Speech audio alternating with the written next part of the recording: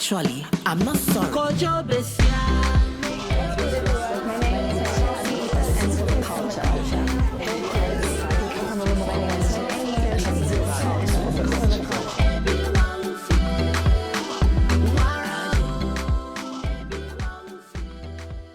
Just like any other medium, photography is quite important to activism. But I do have to make it clear, I'm not an activist. What's good, everyone? I'm Nell, and this is For the Culture. What's up, my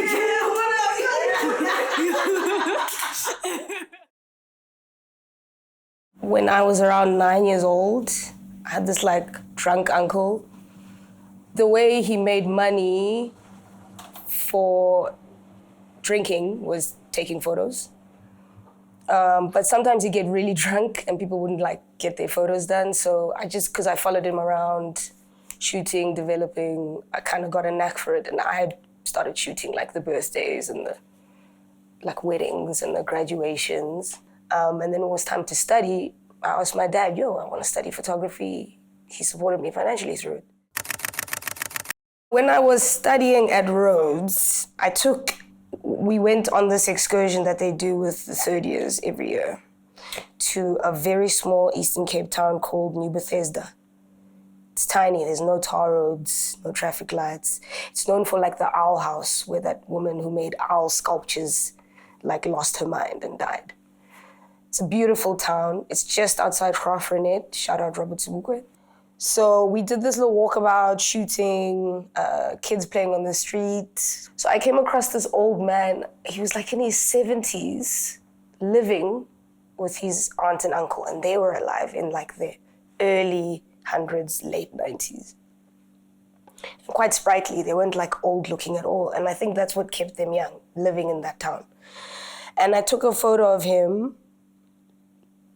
And he went and changed his jacket and got a hat and just to look really proper.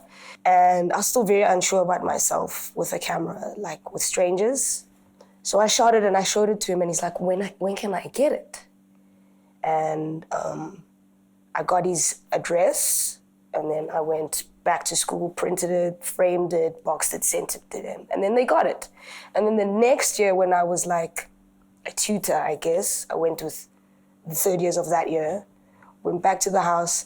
The uncle was alive, but the auntie had died. But Uncle Melvin was still there, just chugging along.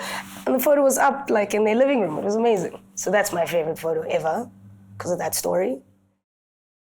Photography gets very tricky though, because how do you tell difficult stories without reproducing them? Because you don't want to do that. You don't want to photograph a grieving mother because she's lost her daughter to hate crimes. You don't want to re-traumatize and reproduce that kind of violence. I think Gabrielle Goliath said that. You can talk about violence without reproducing it. And I think it's very difficult to do that with visual mediums. So you try to... this is where your creative mind can get working, where you can photograph subjects about really, really painful things, but make it beautiful and tender, not re-traumatize. The old school photographers, fucking Bang Bang Club and these white guys who took photos of dying black people. That's all you have. That's what's elevated. I mean, you have, Prasantu Mufokeng, who took beautiful photos in the middle of some really tough times. You have Alf Kumalo, Peter Magubane, who did that. And it makes sense that black guys were the more empathetic ones than the white guys, So it's a very tricky thing to navigate, but you learn. You have to. It doesn't mean you can't archive or you shouldn't. It means you should. It's just you need to find better ways to do it.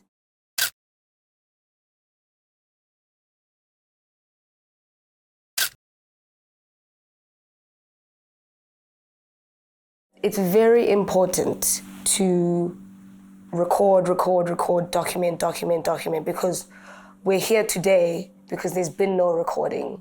There's been deliberate erasure of histories, important conversations that affect us as Black people, as queer people, as femmes. And that was deliberate. It's a people who doesn't know themselves is very easy to fuck with. My last corporate gig was hell. It was, and I think they know it themselves. It was not a good, conducive, safe place to work. I had to commit myself to a facility because I had a mental breakdown, because the gaslighting was just unbelievable. I didn't even know I could get gaslit like that.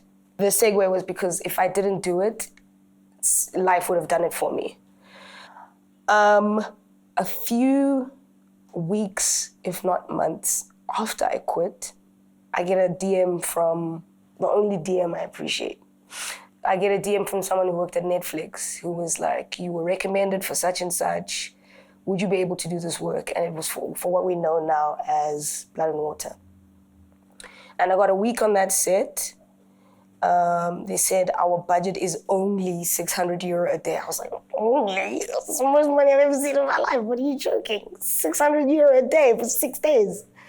It was hard work. I didn't have the right equipment for it, but I made it work. And I've been shooting for them since then. I have to say that right now I find myself in a really sweet spot where I do work for a brand that does take care of me well financially. I get paid on time. I get a full brief. And I get the creative freedom to do what I want for this brand. And not a lot of us can say that. The fact that I get to, produce commercial work and also put my own creative thinking behind it at the same time, that's a sweet spot to be as a photographer. Like, not all of us can do that. Because I've been shooting commercial work for so long, I haven't had the time or the creative space to work on anything personal or conceptual. It's all living and swimming in my head right now. I had big dreams before that. Can I swear? I had big dreams before that fucking pandemic about shooting sneakerheads, but like people on the margins, not the cool kids, just people who really enjoy collecting and wearing sneakers. And then that had to be put on ice. I like to collect sneakers. And it's a dream I've had for the longest time, and I've only been able to start affording it now, which feels amazing. And also, there's not a lot of poorly dressed creatives out there. You can't let the squad down, Every time I walk into a corporate space for a corporate brief or a pitch, you'll see these finance heads, these suits enamored by you just because you have tattoos and a nose ring and you're wearing black. They love it. So I just take advantage of it, It's fun. It's fun to fuck with people like that, and it's fun to get along with your peers on your fits. Where did you get these shoes? Did you enter a raffle? I like your shoes. I like your tattoos, mate. Your nose ring is fire. Yes, thank you. Thanks. I'm obsessed with Japanese menswear. I think it's the peak of fashion. There's nothing better. Issey Miyake is a god. I think it's a form of a good mindset when you look good and you feel good. I take photos of myself a lot. And that's a therapeutic exercise. I don't get as many requests as you think to be in front of people's cameras. I don't. I'm happy to do it. And I think I'm the best person to have in front of a lens because I'm quite empathetic about how difficult it is to create content. It's not an act of choice. I just don't get as many requests as you think. I mean, I am a photographer at the end of the day, so I should be behind it most times. Yeah. What does black boy joy mean to you? And how are you cultivating it in your life? Oh, God.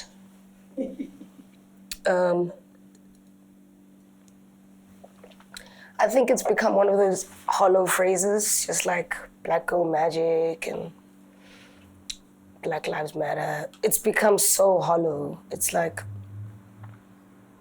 niggas paint their nails and wear short shorts and say black boy joy. And it's all of the saying and none of the doing. That's what I think of it. But how I'm trying to manifest it in my life is just, I think, through just good old empathy. Just like be good to the next man so the next man can be good to the next man and the next man can be good to the next man. And by man, I mean like everyone. Nobody moves with empathy. It's crazy.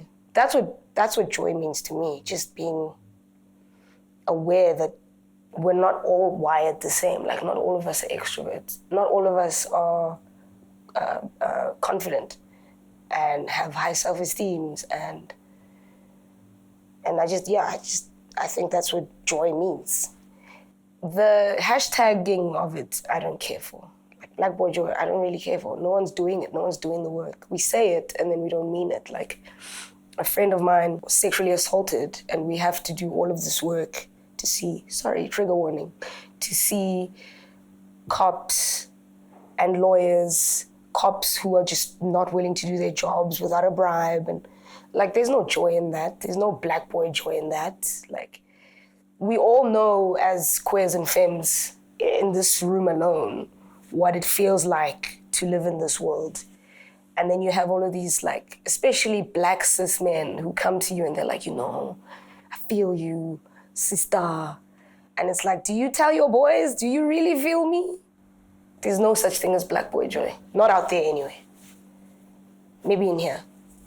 Yeah.